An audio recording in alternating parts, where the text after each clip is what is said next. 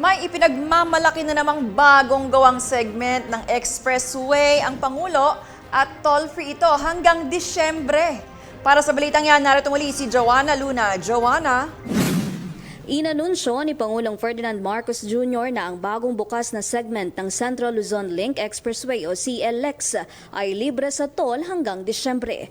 Pinangunahan ng Presidente ang pagbubukas ng 4 na kilometrong expressway sa Cabanatuan City na bahagi ng East-West Luzon Corridor na nag-uugnay sa Tarlac at Nueva Ecija.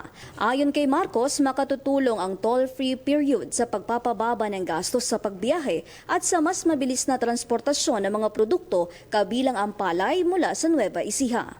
Para maging mas mabilis ang daloy ng traffic at malaking bagay ito dahil ang dating ang biyahe na tumatagal dati ng 1 oras kalahati, 1 hour 15, 1 hour 30 minutes ay magiging 20 minutes na lang, 20 minuto na lang at malaking bagay ito. Ang bagong segment ng CLX sa Contract Package 4 mula Aliaga hanggang Cabanatuan ay inaasang makatatanggap ng humigit kumulang 11,000 sasakyan kada araw, kapwa para sa mga pribadong motorista at mga commercial transporters. Para sa DATV News, ako si Joanna Luna, nag-uulat.